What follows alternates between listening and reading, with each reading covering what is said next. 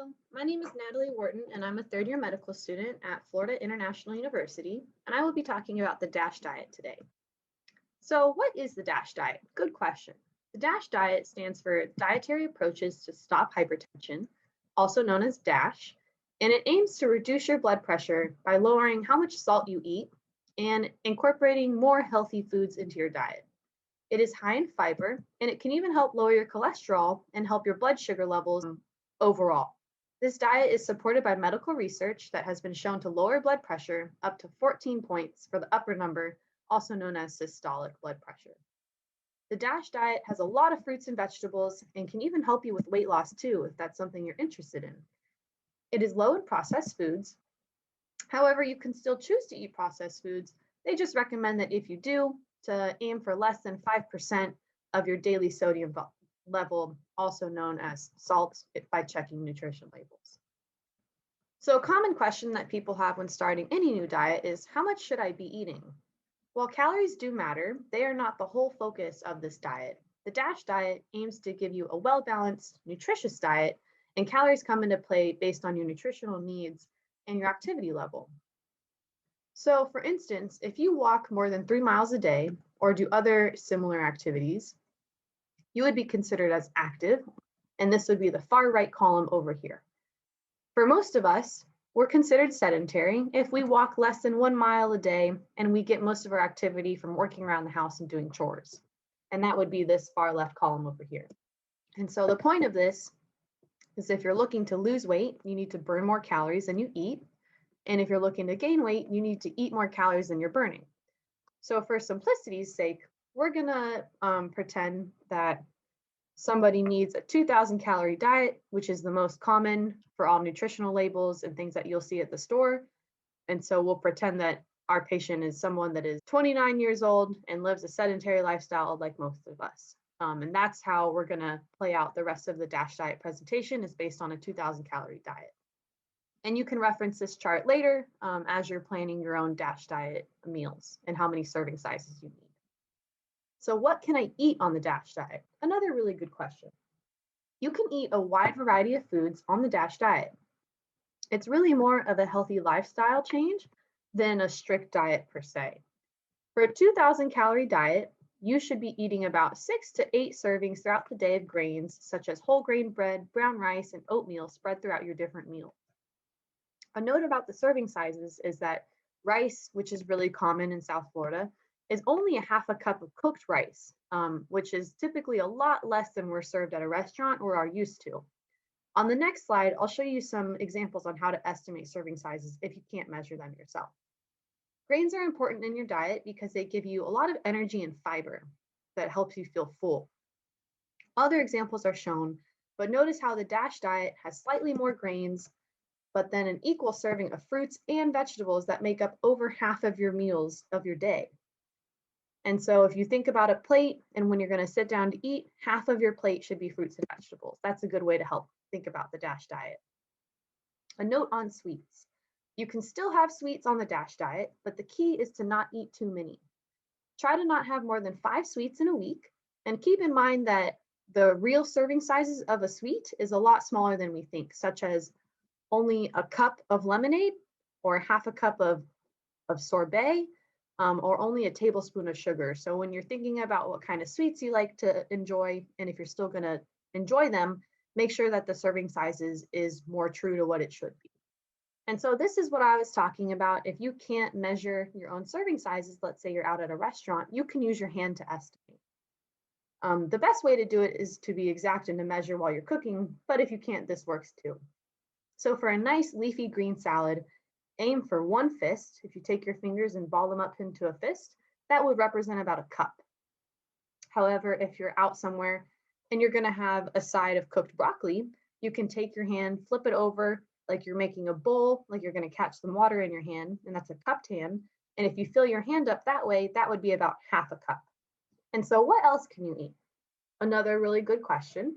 The next biggest serving on the DASH diet is the lean meat, poultry, and fish, which recommends 6 or less servings a day, similar to the grains and the fruits and vegetables. And if you're choosing meats, Try to choose meats that have the highest fat-free ratio that you can find, such as 99% at the store. Or when you're cooking your meat, try to cut off the skin of chicken or cut out the pieces of fat that you can see on pork to help you keep fats out of your diet. Also, the other two largest food groups in the DASH diet, fruits and veggies, are rich in fiber, which can help you feel full throughout the day. Limiting processed foods such as frozen food and fast food can really help lower the salt in your diet and can get you a lot more foods with vitamins and minerals. So on this chart, you can see different examples of what to eat and different serving sizes that are appropriate for that type of food in a single day based on that 2,000 calorie diet. So how do I make the right steps towards sticking to the DASH diet? Because we all know that diets and starting diets can be really hard. And I think the biggest one is small changes for success. It's okay to be realistic and to be kind to yourself in order to make a diet work. And if you mess up, that's okay. Making small, consistent diet changes can help this become more of a lifestyle change versus just a diet. So something that I think is helpful is if you're struggling to incorporate the 4 to 5 servings of vegetables a day, try adding one vegetable serving at lunch one day. That's a small step, but if you keep it up, you're even closer to working towards the 4 to 5 servings a day. Maybe after doing that for about a week, try adding another serving at dinner. And then before you know it, you're halfway done with getting to those servings. So you don't have to make sudden changes. You can make small, gradual changes that make it easier to adapt this into your lifestyle. Another good one is try eating a fruit for a snack instead of something salty like potato chips. That can really help keep salt out of your diet and get you closer to eating all the fruits that you need. And when you cook meat, keep in mind that the serving sizes of meat is only 1 ounce and that you only need 6 of them per day. So let's say if you have some meat at lunch and some meat at dinner, you should be aiming for 3 ounces, which is about the size of a deck of cards, or more so like the palm of your hand. And if you're used to eating large portions, such as more meat than that, don't try cutting it all down at once. Try doing a little bit at a time. That way you still feel full and it'll make it easier to transition. Another tip that some people think is really helpful is to try cooking 2 vegetarian meals a week, which typically have a lot more vegetables and a lot more fiber and less calories. And then lastly, try adding fruit as your dessert instead of having something like a cookie or a cake or a soda. That way, you're still getting the fruits that you need in your diet and something sweet, but it's a healthier alternative. Okay, let's play a quick game to kind of review what we went over. I'm going to show you 2 pictures, and then I want you to think the answer before I tell you about what's the more healthy option in line with the DASH diet. So here on the left, we have white rice, and on the right, we have a bowl of brown rice. Which one is healthier, you think? Very good, the brown rice. Brown rice is higher in fiber and actually has a shell around the rice that makes it harder for your body to break down, so it lasts longer, which is good. So if you're looking at your grains, which are 6 to 8 servings a day, maybe try to incorporate more brown rice instead of white rice into your diet. Over here on the right, we have a picture of bacon or grilled chicken. Which one do you think is healthier and more in line with the DASH diet? Good, the grilled chicken. Grilled chicken is lower in fat, and you can see this is almost about the size of a deck of cards, which would be a good serving size. On the bottom, we have a snack that includes potato chips or an orange.